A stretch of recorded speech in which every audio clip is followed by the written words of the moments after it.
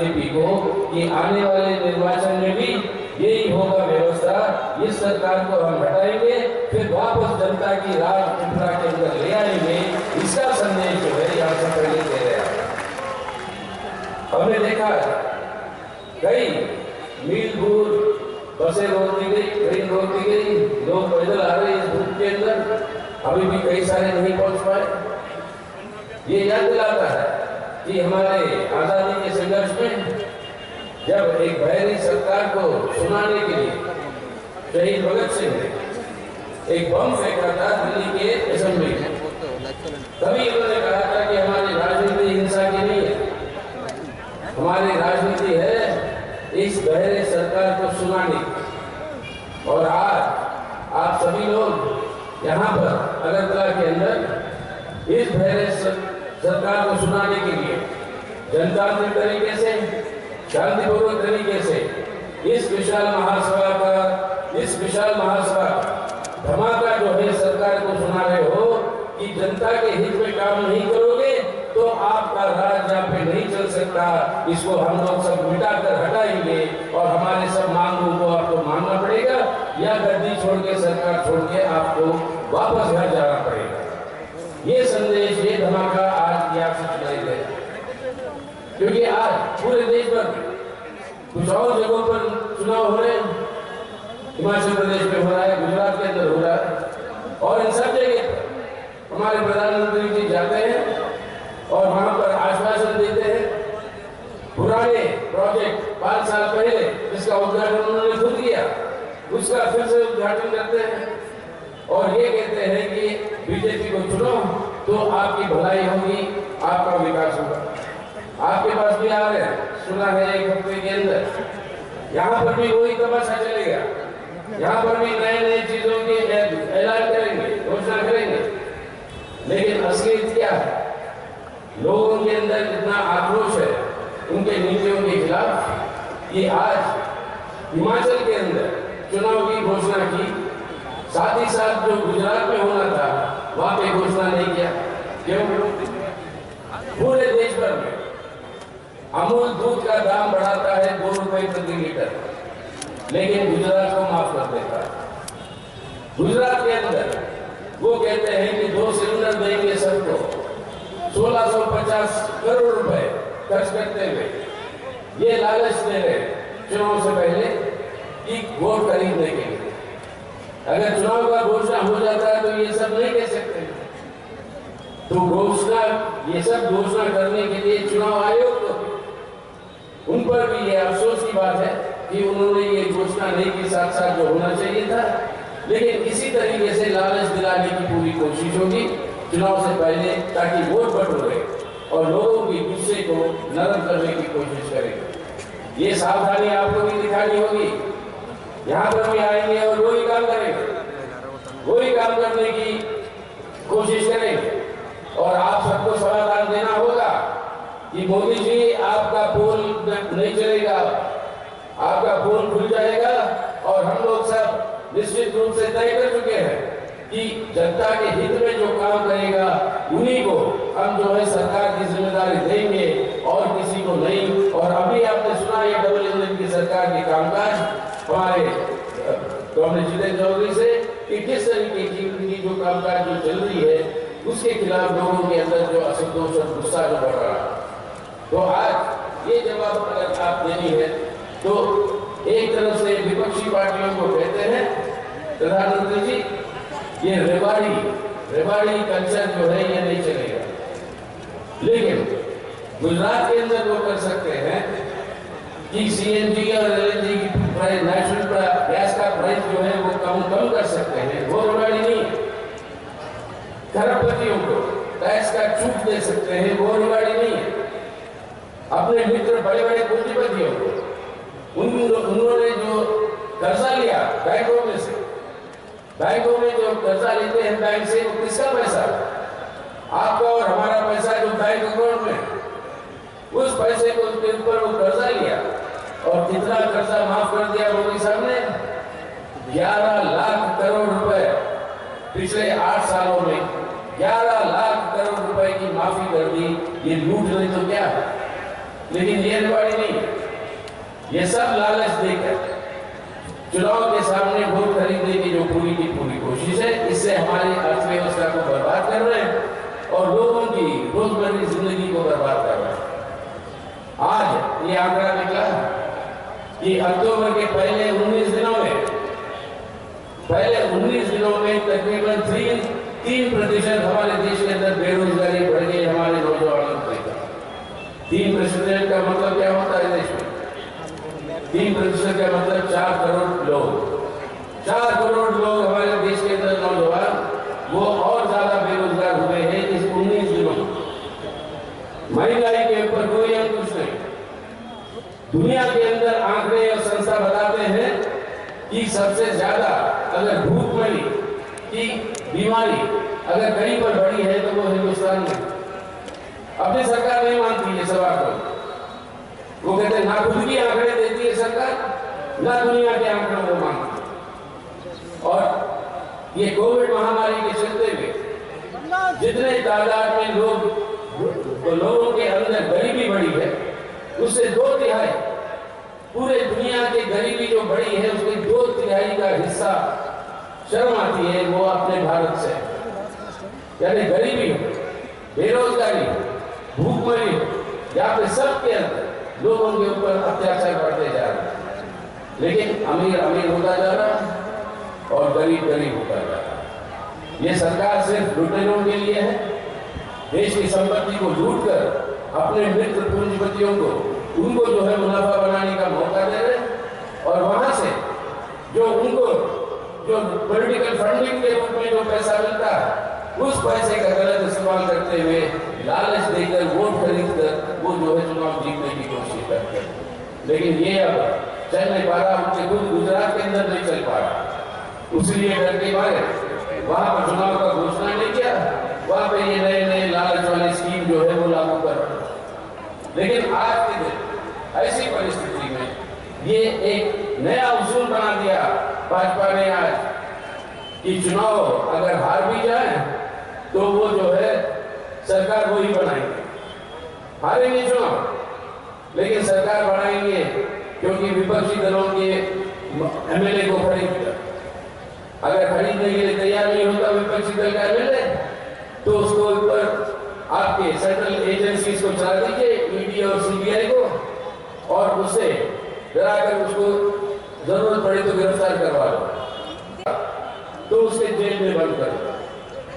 तो इस तरीके से वो गोवा के अंदर, कर्नाटक के अंदर, मध्य प्रदेश के अंदर, महाराष्ट्र के अंदर, आपके पूर्वी उत्तर में कई सारे प्रांतों के अंदर हारे हैं चुनाव, लेकिन सरकार बना लेते हैं इस तरीके के काम करते हुए। आज त्रिपुरा को आप सबको आज सावधान रहना है। आज सावधान रहना है कि किसी भी तरीके से जो जनता की मत है उस जनता की मत के ऊपर कोई रोक लगाने की कोशिश करे तो जैसे भगत सिंह ने कहा कि शांतिपूर्वक ढंग से धमाका सुनाएंगे, आप सबको धमाका सुनाते हुए अपनी आवाज को वोट के अंदर बदलना है। तभी जो है त्रिपुरा के अंदर जनतंत्र की बचाव होगी और लोगों की भविष्य जो है वो निश्चित रहेगा। तो आज इस हालत में हमें ये देखना रहेगा कि उनके पास एक ही हथियार बचा है। वो हथियार है एक भाई को दूसरे भाई से लड़ाने की। एक भाई को दूसरे भाई से लड़ाने की बहुत सारे प्रदेश में हिंदू मुसलमानों के बीच में तनाव पैदा करके एक भाई को दूसरे भाई से लड़ाते हुए वो जो है अपनी सांप्रदायिक ध्रुवीकरण यानी एक नफरत के आधार, हिंसा के आधार पर लोगों के अंदर बंटवारा करते हैं, लोगों को लामबंद करना चाहते हैं अपनी राजनीतिक स्वार्थ। इससे बड़ा नुकसान देश की एकता और अखंडता के लिए और कोई नहीं कर सकता। और इसी के चलते हुए आज दुनिया के अंदर सभी आंकड़ों में भारत का बहुत भारी गिरावट, और ये गिरावट के सामना करने की जगह आज जो है ये सरकार गलत प्रचार और पैसे का इस्तेमाल करते हुए, धमकी का इस्तेमाल करते हुए और अपने संस्थाओं का इस्तेमाल करते हुए ईडी या सीबीआई वो दूसरे लोगों की आवाज को बंद करवाना चाहते हैं। और कोई भी उनके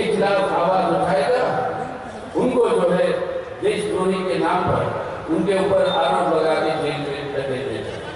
अभी क्या हुआ गुजरात के अंदर बिल्डिंग वालों का जो खुलेआम गैंग रेप होकर खुलेआम कत्ल किया, उन सभी लोगों को आज सफाई हो गई सुप्रीम कोर्ट के सामने, सबसे ऊंचाई हमारी कोर्ट कचहरी के सामने कि केंद्र सरकार उनको रिहा करने के लिए आदेश की मंजूरी दी। यानी एक तरह से बेटी बचाओ बेटी पढ़ाओ, दूसरी ओर से बलात्कार करके हत्या करने वाले को रिहाई करो। और ये भी अजीब बात, इसके बारे में सुनवाई आज सुप्रीम कोर्ट में, ठीक है उनकी वो निर्णय हम उसकी इज्जत करते हैं, लेकिन वो सुप्रीम कोर्ट ने वो डेट को निर्धारित किया गुजरात के चुनाव के बाद, ताकि उसका असर गुजरात के चुनाव पे ना पड़े। अब इस तरीके की बातें जो हो रही है, या अब आपके बॉम्बे के हाईकोर्ट ने रिहा कर देती है एक यूएपीए के अंदर एक अबाधित डिसेबल्ड 90% डिसेबल्ड जो व्हील चेयर पे रहता है एक प्रोफेसर, उसको छूट देती है, लेकिन उसको सुप्रीम कोर्ट ने छुट्टी के दिन मिलकर उनको जो है कहती है कि इसको वापस लेके इसको जेल में रखा। इसी तरीके से कई सारे पत्रकार बेचारे ये भी मुलाजिम है, नौकरी करते हैं, उनके मालिक जो भी कहे मतलब उसको उनको करना पड़ता है, लेकिन कई सारे जो सच्चाई बोलते हैं पत्रकार, वो सब आज जेल के अंदर बंद रहे हैं क्योंकि वो सच बोल रहे हैं। तो विपक्ष के ऊपर ये हमला की पूरे संस्थाओं का दुरुपयोग हो रहा है, पार्लियामेंट से लेकर आपके कोर्ट कचहरी से आपके यहाँ तक ये पंच इलेक्शन कमीशन, इन सब के ऊपर दबाव है कि शासक पार्टी के साथ जो है उनके साथ देने के लिए ये सब दबाव चल रहा है। इससे हमारी जनतांत्रिक व्यवस्था को भी जो है आज नष्ट किया जा रहा है। यानी एक तरफ से देखें भारत का संविधान जो है जिसके 4 मुख्य स्तंभ है, और वो 4 मुख्य स्तंभ है धर्मनिरपेक्ष जनतंत्र, दूसरा है आर्थिक संप्रभुता, यानी देश की संपत्ति आपकी और हमारी, मालिक लोग है। आज मोदी सरकार हो या कोई भी सरकार, ये सरकार जो है सिर्फ मैनेजर को कोई अधिकार नहीं होता बिना जो मालिक है उसकी इजाजत लिए हुए उस संपत्ति को बेचने का। मोदी सरकार वही काम कर रहा, बिना हमारी इजाजत लिए आपकी हमारी लोगों की, वो हमारी संपत्ति को बेच रहा है पब्लिक सेक्टर को, और ये लूट मची हुई है। ऐसे परिस्थिति में मालिक को क्या करना चाहिए? मालिक के पास सामने एक ही रास्ता है, और वो रास्ता है कि ये मैनेजर अगर गलत कर रहा है, लूट रहा है हमारी संपत्ति को, इस मैनेजर को हटाओ और नए मैनेजर को ले आओ। वही है तरीका हमारी संपत्ति को बचाने का, और उसी तरीके से आज इस बीजेपी को हटाने की जरूरत है देश में और आपके त्रिपुरा में। बिना उसके ना हमारे देश को बचा पाएंगे हम, ना हमारी जनतांत्रिक अधिकारों को, ना हमारी भविष्य। तो ऐसे परिस्थिति में मार्क्सवादी कम्युनिस्ट पार्टी की सीधा अपील है लोगों से कि आज के दिन एकमात्र अपील अगर कोई है कि कौन है ये ताकत जो इस सांप्रदायिक ध्रुवीकरण को, ये जो लूट मचा हुआ है इस देश का, इस संपत्ति का, इस लूट को रोकने वाला कौन है, उसका एक ही तरीका है और एक ही उसका जवाब है। याद करिए बहुत कुछ रामायण के बारे में, रामायण को याद करते हैं हमारे भाजपा के लोग। रामायण में याद है ना, राम जी भी जो है वो एक अश्वमेध यज्ञ करते हैं, जो आज बीजेपी समझ रही है उनका एक अश्वमेध यज्ञ चल रहा है भारत। अश्वमेध यज्ञ का मतलब क्या होता है? अश्वमेध यज्ञ का मतलब ये होता है कि राजा एक सफेद घोड़ा भगाता है, और घोड़ा जहां तक भागता है वो सब कहता है ये पूरा मेरा राज है। अगर किसी को हिम्मत करनी है तो उस घोड़े को रोकना पड़ेगा, और घोड़ा रोकेगा तो राजा के सेना के साथ लड़ना पड़ेगा। कोई हिम्मत नहीं करता तो घोड़ा भागते रहती है। मोदी साहब और भाजपा आज यही समझ रहे कि उसके घोड़े को रोकने वाला कोई ताकत नहीं है, लेकिन याद करो उन्हीं की परिभाषा में बोल रहा हूं मैं, उन्हीं की परिभाषा में बोल रहा हूं। रामायण में राम के घोड़े को कोई रोकता है? कौन है ये घोड़े को रोकने वाला? घोड़े को रोकने वाला दो जुड़े भाई लव और कुश, और ये जुड़े भाई इस राम की अश्वमेध यज्ञ के सफेद घोड़े को रोकते हैं। आज की राजनीतिक परिस्थिति में राजनीतिक जुड़े भाई हैं, और वो राजनीतिक जुड़े भाई हैं जो इस लाल झंडे के अंदर नजर आ रहे हैं आपको। एक किसान का हथौड़ी और एक किसान का हथियार और मजदूर का हथौड़ी। ये किसान हथौड़ी का जो एकता है ये है दो जुड़वे भाई, और ये दो जुड़वे भाई लाल झंडे के साथ है, और ये लाल झंडा आज भाजपा के अश्वमेध यज्ञ को रोकेगा, इस सफेद घोड़े को रोकेगा और अपने देश को और त्रिपुरा को बचाएगा। आज ये हम लोग को ये संकल्प लेंगे कि आज देश को बचाना, तब इस लाल झंडे को मजबूत करना। त्रिपुरा के अंदर हमारे ट्राइबल और नॉन ट्राइबल लोगों के बीच में जो एकता रहा, ये है जुड़वे भाई त्रिपुरा के। ट्राइबल और नॉन ट्राइबल के लोग इन जुड़वे भाइयों की एकता को जो तोड़ रहे हैं ये बीजेपी वाले, उसको बरकरार और कायम रखने की जरूरत है। तो इस लाल झंडे को मजबूत करते हुए, वामपंथी ताकतों को मजबूत करते हुए हमारी अपील है सभी धर्मनिरपेक्ष ताकतों से और सभी धर्मनिरपेक्ष ताकतों से कि आज हम सबके साथ हमारा कर्तव्य है हमारे भारत को बचाना, और भारत को बचाना है बिना त्रिपुरा को बचाए हुए भारत नहीं बच सकता। और त्रिपुरा को बचाना है, भारत को बचाना है। अगर भारत को बचाना है तो आज सब धर्मनिरपेक्ष ताकतें इस सांप्रदायिक ध्रुवीकरण के खिलाफ, इस नफरत और हिंसा की राजनीति के खिलाफ, और जिस तरीके से हिंसा की राजनीति की इस्तेमाल होती है अपनी राज को हासिल करने के लिए भाजपा की तरफ से, उसको बिना हराए हुए ये संभव नहीं है। आज अगर अपने देश को बचाना है, भारत को बचाना है, त्रिपुरा को बचाना है, तो सब धर्मनिरपेक्ष ताकतों की सबसे ज्यादा लामबंदी करने की जरूरत है, ताकि वो इस सांप्रदायिक जहर को, इस सांप्रदायिक ध्रुवीकरण को हम हरा सकें। और इसी के आधार भारत को बचाते हुए आज भारत को बदलना, एक बेहतर भारत के अंदर, क्योंकि आज कोई संपत्ति की और साधन की कमी नहीं है देश में, हम बदल सकते हैं अगर नीति सही होंगे। आज हमारे देश के अंदर साधन की कोई कमी नहीं है। यही पैसा जो हमारे अमीरों को आपके टैक्स के छूट में दे रहा है मोदी सरकार, उसके ऋण माफी कर रहा है मोदी सरकार।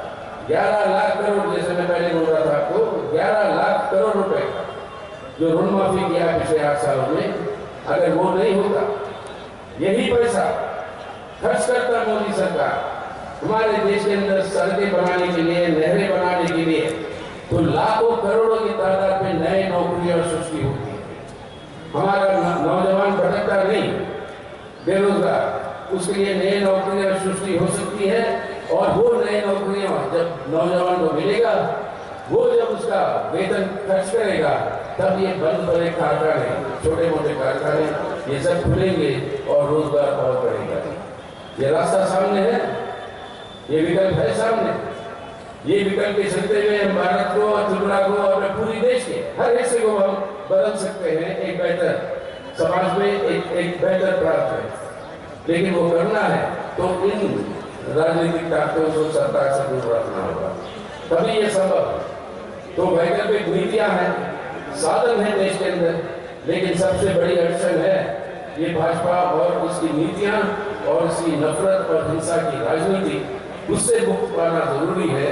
और वहां पर अपने नौजवानों का बहुत बड़ा भूमिका, नौजवान हमारा तय करेगा कि क्या किस तरीके की भविष्य होगी खुद की, और किस तरीके की भविष्य होगी अपने देश का और आपके त्रिपुरा का। और ये नौजवान को आज तय करना होगा कि किस तरीके से त्रिपुरा चाहते हो आप, किस तरीके के भारत चाहते हो आप। अगर ये भारत को एक बेहतर भारत में बनाना है तो आज इन ताकतों को सत्ता से दूर रखना अनिवार्य है, वरना ये संभव नहीं हो पाएगा। बड़े गर्व के साथ कह रहे हैं कि मोदी साहब और मोदी सरकार की अमृत काल आ चुका है। अमृत काल यानी आज से लेकर भारत की आजादी के 100 साल तक, ये पिछले आगे के जो 25 साल है, ये देश के लिए अमृत काल होगा। उनके शासन में ये अमृत काल होगा। याद रखिए, उन्हीं की परिभाषा में बोल रहा हूँ। अमृत पैदा कैसे होता है? भाजपा की परिभाषा में अमृत पैदा होता है समुद्र मंथन। समुद्र मंथन जब चल रहा होता है, अमृत पैदा होकर आता है और साथ ही साथ विष भी पैदा होकर आता है। एक कलश में अमृत होता है, एक कलश में विष होता है। और अमृत जब पैदा होकर आया आपके समुद्र मंथन में, सबसे पहले राक्षस लोग जो है वो अमृत के कलश को लेकर वो भाग जाते हैं। अब देखकर लोग परेशान। अगर राक्षस लोगों के पास अमृत है तो वो निरंतर जिंदा रहेंगे और वो अपना प्रशासन चलाते रहेंगे। तो इसको कोई ना कोई तिगड़न करके देवता लोगों को ये कोशिश करना था कि उसको वापस ले आए राक्षसों के हाथ से। आज आप, हम और अपना देश भी उसी जगह पर अटका हुआ है। अमृत पैदा हुआ मंथन से, राक्षस लेके भाग गए। आज उसको वापस लाना है देश की जनता के हित के लिए, वापस लाना है आज देश के हित के लिए, अपने आप को बचाने के लिए और अपने भविष्य के लिए, अपने विकास और विशाल तरीके से अपनी जनता को आगे ले जाने के लिए आज इस अमृत को वहां से उठाकर वापस लेना है जनता और देश के हित में। आज वो है संघर्ष। क्या आप सबको तय करना होगा कि तैयार हैं? आज जिस गलत लोगों के हाथ में अमृत पहुंचा है, उस अमृत को हम वापस ले आएंगे उनके हाथ से और जनता और देश के लिए इस्तेमाल करेंगे। इसके लिए तैयार है कि नहीं? अब आप धमकी की आवाज की बात कह रहे हो। अगर मेरे तक सुनाई नहीं दे रही आपकी आवाज, धमकी की आवाज कैसे होगी जो भगत सिंह ने किया? क्या आज हम लोग सब तैयार हैं कि इनका सामना करेंगे और लड़ेंगे अपने जन्माधिकार के लिए? लड़ेंगे या नहीं?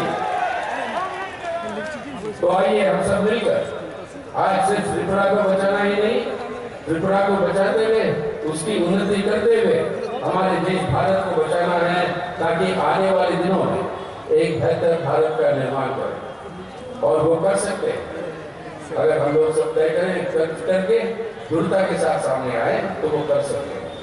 आज आप जिस तरीके से बहादुरी दिखाए और जितना हिम्मत करके पूरी कोशिश इन्होंने जो की इस कड़ी धूप में, पूरी राज्य सरकार की कोशिश और भाजपा की कोशिश के बावजूद हजारों की तादाद में इतनी बड़ी जनता यहाँ पे जो हो रही है, आमसभा जो हो रही है, वो ही प्रमाणित करता है कि आज जितने भी बार मोदी साहब आ जाए हैं त्रिपुरा में, त्रिपुरा की जनता ने तय कर चुकी है ये कुशासन की सरकार भाजपा की नहीं चल सकती है और आने वाले दिनों में जनता का राज होगा, लोगों को राज होगा। तो इनको हम हराएंगे और लोगों के राज को फिर वापस बिठाएंगे। और ये दृढ़ता के साथ आप लोग सब इस रैली से वापस जाकर जनता के बीच में जाएंगे, ये हमारी विश्वास है, उम्मीद। और इसी विश्वास और उम्मीद के साथ आप सबको फिर से दोबारा हम हमारे क्रांतिकारी अभिनंदन देते हुए इंकलाब जिंदाबाद बोलते हुए मेरी बात खत्म कर रहा हूँ। इंकलाब जिंदाबाद।